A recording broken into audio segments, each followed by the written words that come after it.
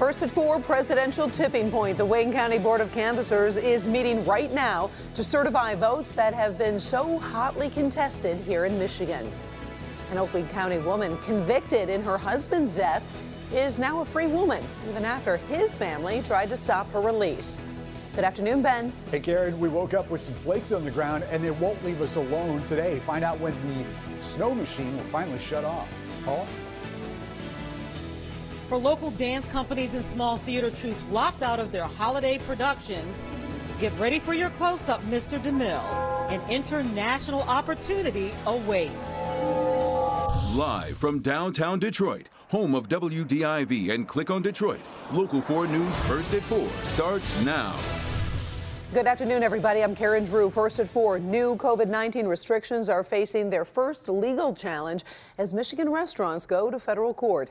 The Michigan Restaurant and Lodging Association is suing Robert Gordon in his role as the director of the state health department.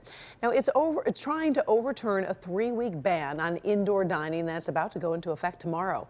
Health department is also closing casinos, theaters, and pausing face-to-face learning at colleges and high schools for the next 3 weeks. Today, the state is reporting more than 7,400 new cases in the past 24 hours.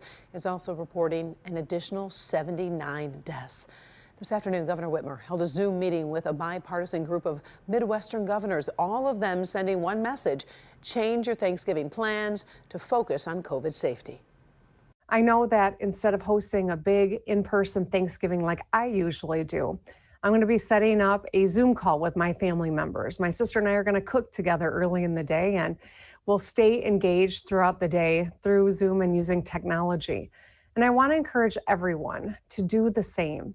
Get creative on how you're going to celebrate this Thanksgiving. New at 5, the city of Detroit is reviving its efforts to test nursing home residents for COVID-19. That population was hit hard earlier this year. So will things be different during this surge? Plus, what Michigan teachers are saying about face-to-face learning.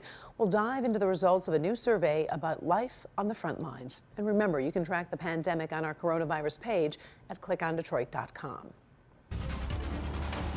Breaking news at this hour, we are tracking an election meeting that is normally routine, but the 2020 race has been anything but normal. The Wayne County Board of Canvassers is meeting to certify the vote totals in that county. This year, Wayne County has found itself in President Trump's crosshairs as his campaign tries to dispute the election in several states, including here in Michigan. This Zoom meeting just getting started. We're monitoring what happens, and we'll have an update as needed, and then tonight at 5. The clock is ticking for the president in other battleground states. He has until 5 p.m. tomorrow to give the state of Wisconsin nearly $8 million to pay for a full recount there. Biden carried Wisconsin by more than 20,000 votes based on the results certified in that state today. In Georgia, a random audit found no evidence of hacking or tampering. That state is doing a recount by hand, which must be finished by 11:59 p.m. on Wednesday. Biden is leading in Georgia by about 14,000 votes. President Trump is still refusing to concede the election more than a week after Biden was projected as the winner. 20 months after she was sentenced for killing her husband, Tina Talbot walks out of prison a free woman. She was released this morning from the Huron Valley Correctional Facility in Ypsilanti. She had pleaded guilty to manslaughter. Her sentence was 20 months to 15 years. She was granted parole and released after exactly 20 months. Talbot always claimed her husband was threatening to kill her and her son. She says it was self-defense when she shot him in September of 2018. She's finally seeing the justice that she deserves. She's experienced trauma after trauma, and it's, an unfortunate circumstance that she found herself, and she acted in self-defense. The family of Talbot's late husband tried to stop her parole, but a judge rejected their appeal. A first responder, a Good Samaritan, both jump into action after a car and a semi crash.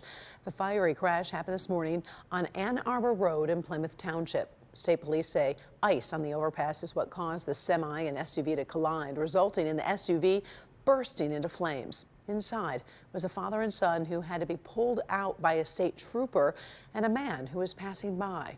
The father is in critical condition at this hour. The son is unstable.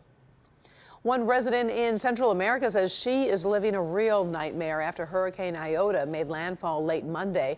The storm toured the Caribbean coast of Nicaragua as a Category 4 hurricane.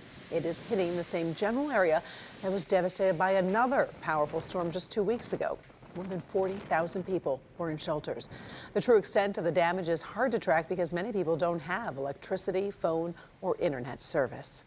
And after making landfall, the storm also swept into the country of Honduras. Hurricane Eta was the last storm to hit Central America, killing more than 130 people. This new storm is the 30th named storm in this record-breaking season.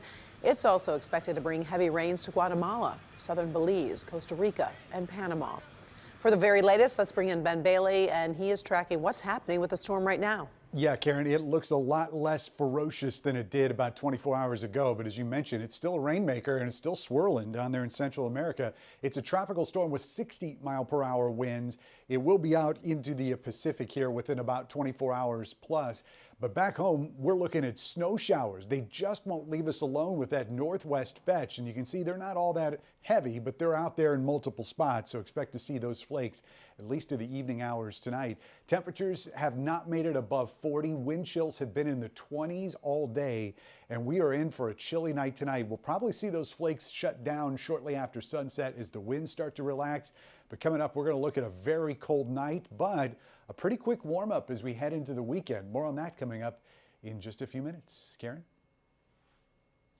Well, many of us are missing the thrill of live entertainment, whether it's music, dancing, or live theater. Several dance companies have been shuttered by COVID-19, which means no big holiday productions. But now a national nonprofit is calling for home videos and rehearsal reels to splice together a virtual version of the Nutcracker. As our Paula Tubman reports, your close-up awaits. In every corner of every town, there is a small or local dance studio seeding big dreams. The arts are hurting at a time when we need them most, and 'tis the season for the Nutcracker.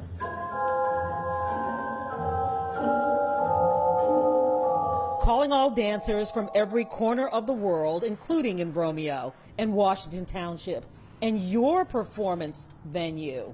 Your performance is desired. The Nutcracker, it's one of our favorites. We were dancers with the Royal Winnipeg Ballet, and I was with the Joffrey Ballet as well. It's Christmas time, and it's the Nutcracker, and it is bigger than life, and it's just so beautiful. And with all this that has been going on, the pandemic, we were like, what can we do to keep the spirit up? The Universal Ballet Competition is a nonprofit that promotes dance scholarships and keeping the art form infused with talent. And they've figured out a way to take the Nutcracker virtual by asking dance companies of all sizes, with all ages, and all different experience levels to enter their Nutcracker competition just by sending clips of dancers performing various scenes in the Nutcracker. The studio send in clips of the dancers in either past Nutcrackers, present Nutcracker performances, or even in studio rehearsals of the Nutcracker. And they're welcome to submit anything with the students wearing masks or social distancing, or if they need to re-choreograph to keep the distance, that's fine. We welcome everything. Really, the whole thing about it is that, Nutcracker is a tradition, and it's something that is very uplifting, and we felt like it was something that we shouldn't lose, especially in the arts. We need this. The winners of the competition will then have the honor of having their audition clips strung together in a potpourri tapestry of the holiday classic. And so if you know a little girl who has danced Clara, or a young man who has danced the Nutcracker Prince, or you have video of performing the Sugar Plum Dance, it can be rehearsal video or video from Center, taken by Grandma.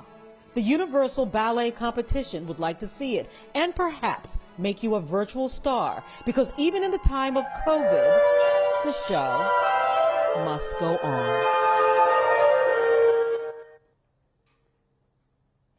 Now, this is also really cool because of the caliber of judges who will be looking at these audition tapes. They'll actually send back critiques to some of these dance companies so they can improve their craft. Time is running out. There are only about 10 more days left to submit your videos. No reason to not dust off those videos or that cell phone video and send it in, because an international audience could await you. We will put all of the contact information on our social media platforms, Karen. Well, thank you so much, Paula. What a creative solution. Still ahead here, first at 4. Can playing video games make you happier? We've got results from a new study. First, we'll talk about a rendezvous in outer space, and we'll show you a volcanic explosion caught on video.